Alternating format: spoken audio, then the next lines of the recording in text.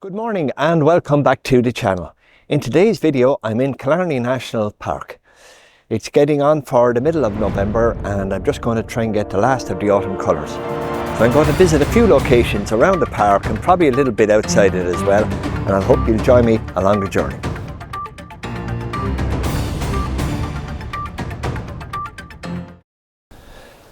So my first port of call is the upper lake.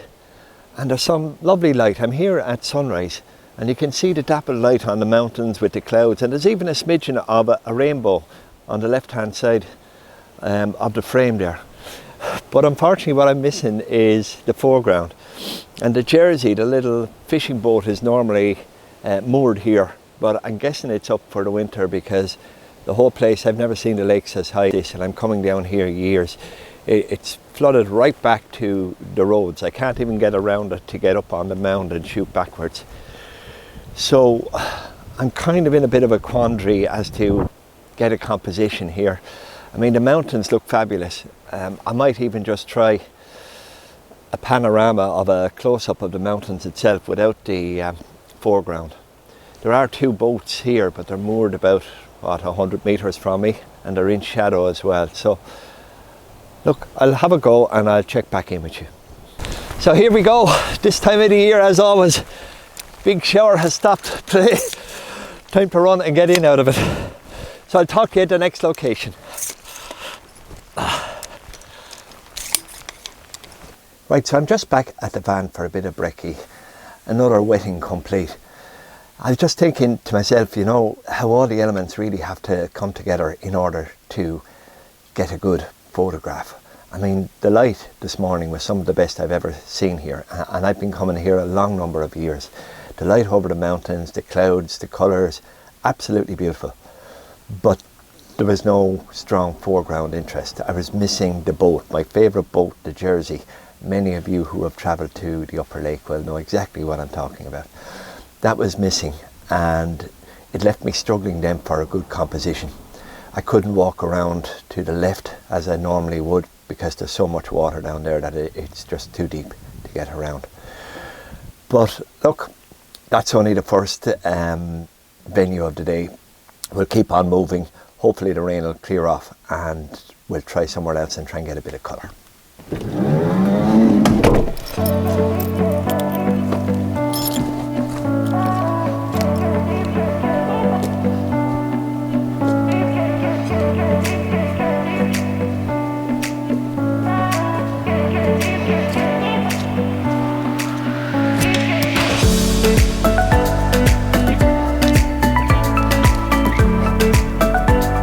So here's my composition anyway. You can see the three boats here in the foreground, and then it's capped off by this branch up here which has lovely golden leaves on it, and then finally in the background you have the mountain.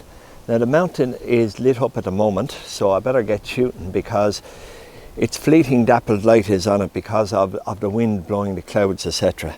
So I'm going to get a few shots while I have that bit of light. So this isn't really what I was looking for. Look, it's more like a snapshot. I think the roughness of the lake itself just distracts from the boats, and they're so small that they're not strong enough to stand out because the lake is so rough with the small waves and that. Okay, so now that I have that shot in the bag, I'm going to try a long exposure. Now I know the boats are moving and all of that, but I just think the choppiness of the lake takes away a little bit from the photograph itself. So what I'll do is I'll take a short one to keep the boats nice and still, and then a longer one, and I'll blend the two of them together in Photoshop. Now sometimes it works, sometimes the boats just move too much and you can't paint in the sharp boat, but it's always worth a go, I think. So here I have a 6-stop filter on, and I'm getting 15 seconds at f16. So I'm just focusing on the nearest boat to me, and we'll let it run at that. Now before you start sniggering or giving out about the image, I know it doesn't work, but I hope you can see what I was trying to do. I think the boats and the whole image is much better with the water smoothed out. Now, it was just too complicated for trying to blend two images together. You have the leaves that were framing the image, they were blowing like mad in the wind. The boats were rocking all over the place. So I just haven't managed to really paint through without having that blurry effect. But I hope you can see what I was trying to do anyway. But look, not to worry, win some, lose some. At least it's a day out.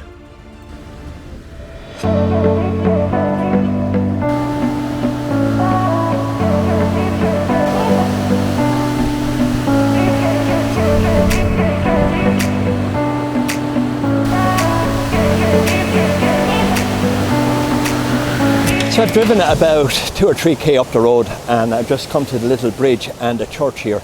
I think it's Connacher or Conagher Church. I know it well, but it won't come to mind right now. If I get it wrong, I'll put it up on the screen anyway.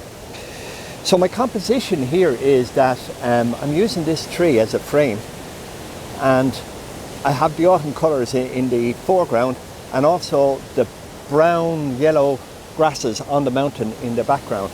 And then you also have this, what's a torrent of a stream now running down in the midground as well.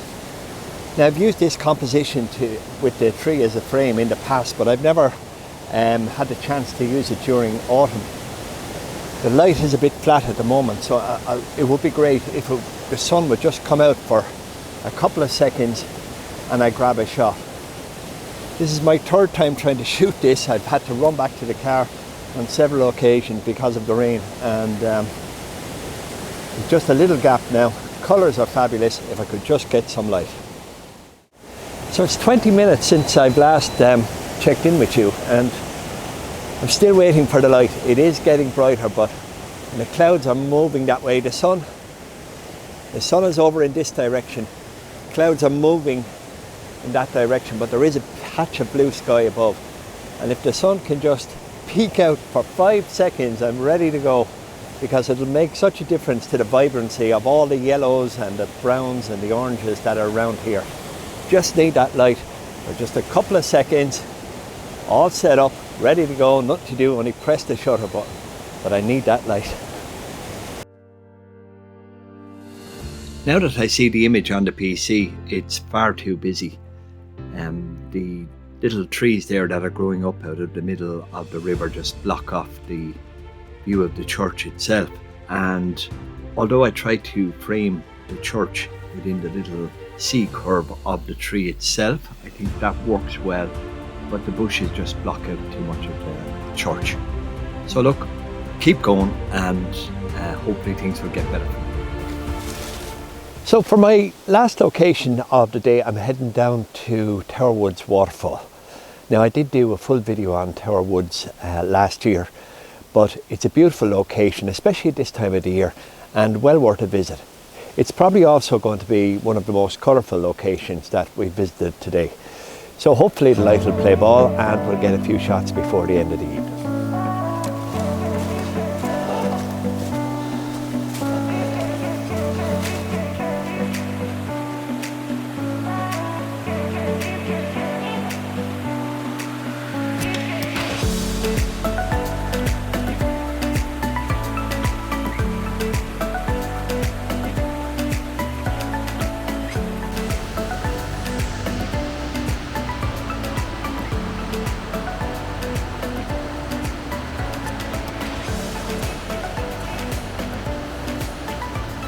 So we've got this far, and the next question might be, well, where to from here? Lots of colour around, but actually the place we're going is up top, and that way we can look out over the canopy of the trees, and hopefully there'll be some great colour around. Light has gone a bit flat as it has been all day, but hopefully when we get up there, there'll still be a lot of vibrant colour. So we're going to go up, as you're looking at the waterfall, we're going to go up the left hand side of it, walk out, and we'll get the flow of the water coming down from the top and also the canopy of trees.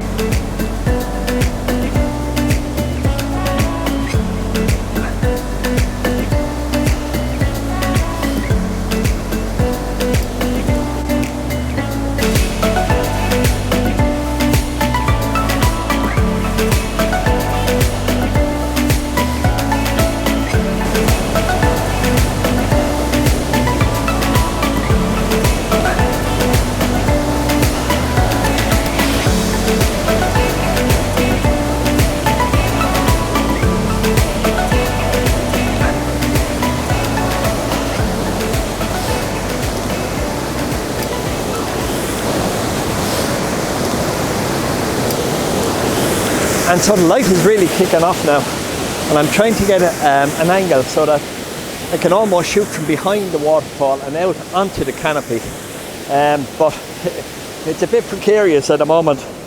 If I could just get out even a couple of feet out here.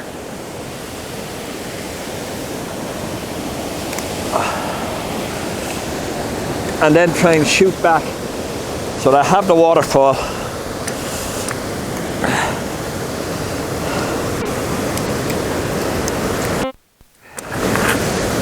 Okay, that might work there now.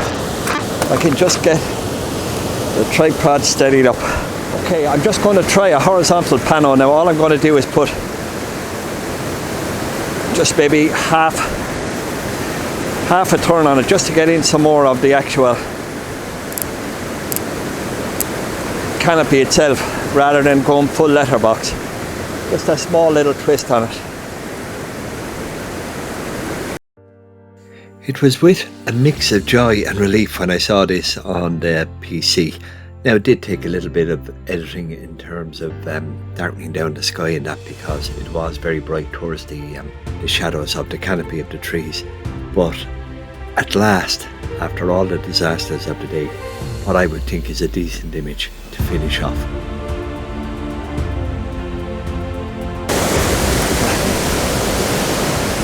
I think I've done as much as I can here, although I might take some shots of the cascades that are behind the camera that you're looking through there, because there's a lovely tree on the left of it there with beautiful golden colours, so I'll have a go at that one as well before I leave. So these are the cascades that I was talking about, and as you can see on the left of it there's a beautiful yellow tree. And then you have all the vibrant grasses there in the background.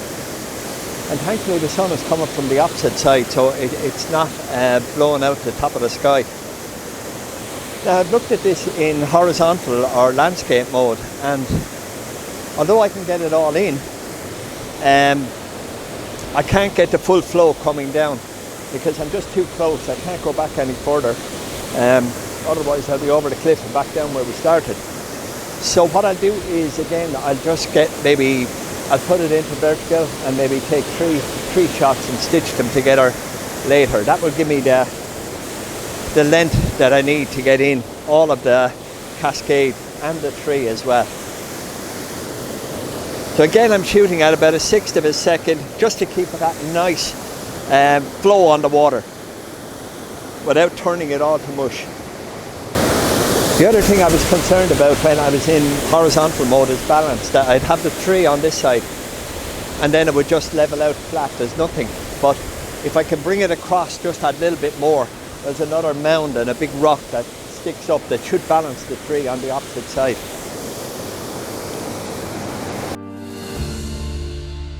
I don't think this is a bad image at all. It's not as good as my previous one, but it's a hell of a lot better at what I was getting earlier.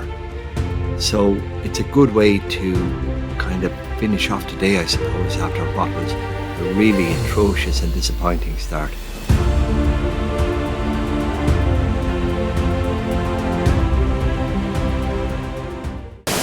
Okay, so the clouds have come in and the light has dropped like a stone since I came down from the top of the waterfall. I thought I'd get a few more shots down around here, but the light is totally gone. Now, I have another half day here tomorrow, so you might join me on that one, and hopefully the weather will play ball and we'll get a few more shots of this beautiful autumn colour that's around Killarney National Park. So I'll see you in the morning.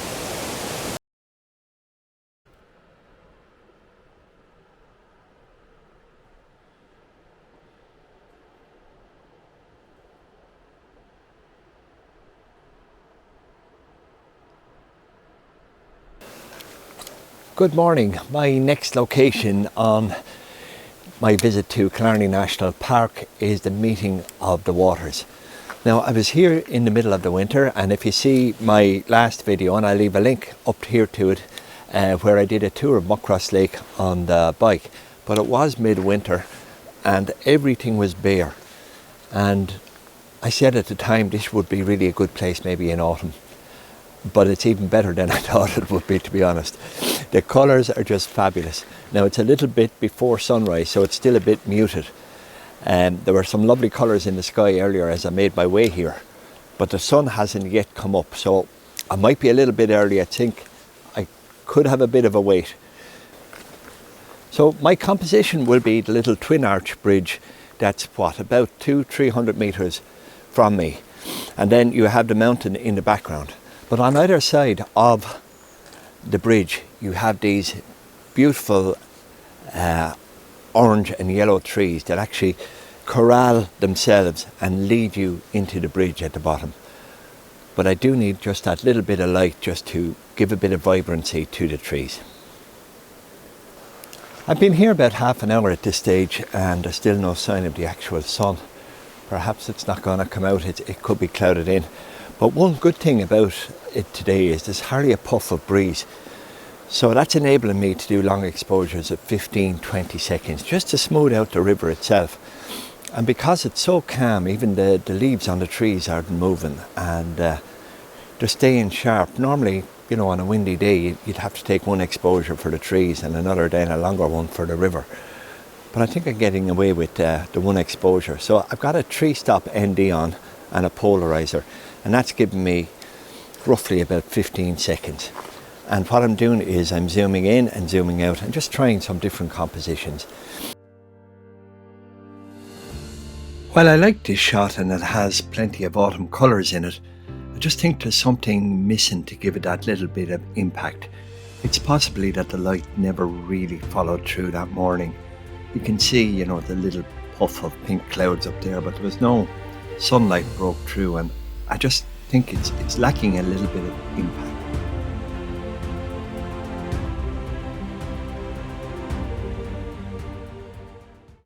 I gave up waiting on the light at that stage and I said, look, I'd move on and see if there were other opportunities out there.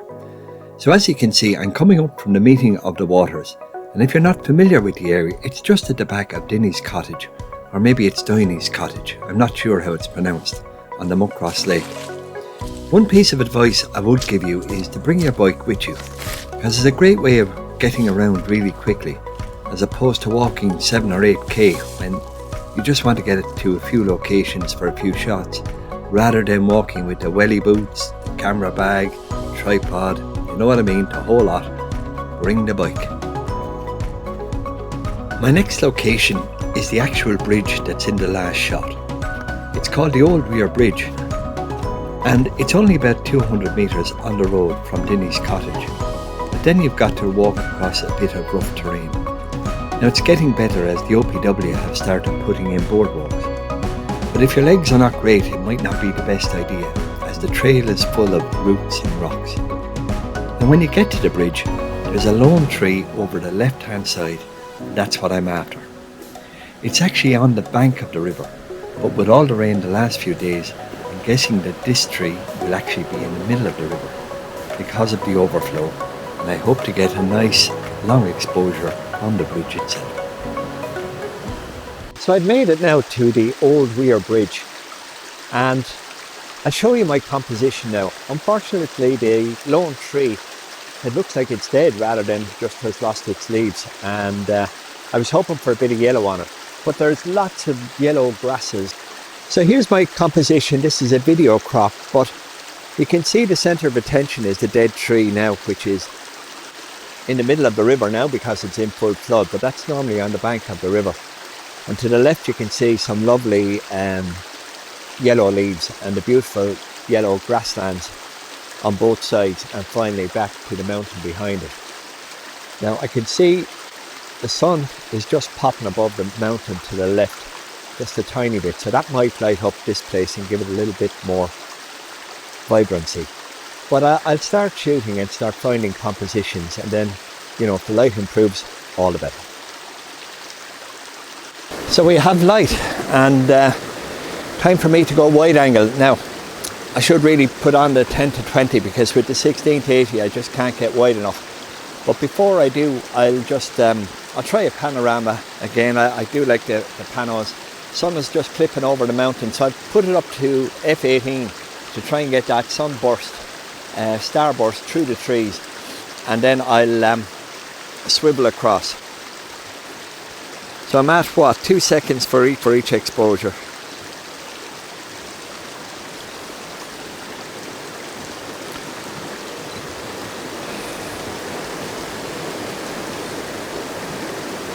So I think I got a bit carried away with this panorama.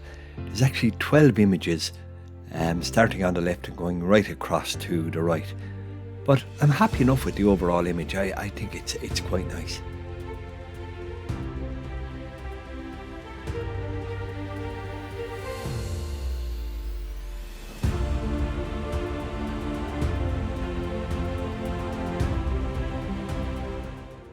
What I did then was I went for a 2-for-1, and I put a crop on this one into the centre. So I took off the extremities at either side and cut out the sunburst on the left hand side. So let me know what you think, which you prefer. Be interested to know.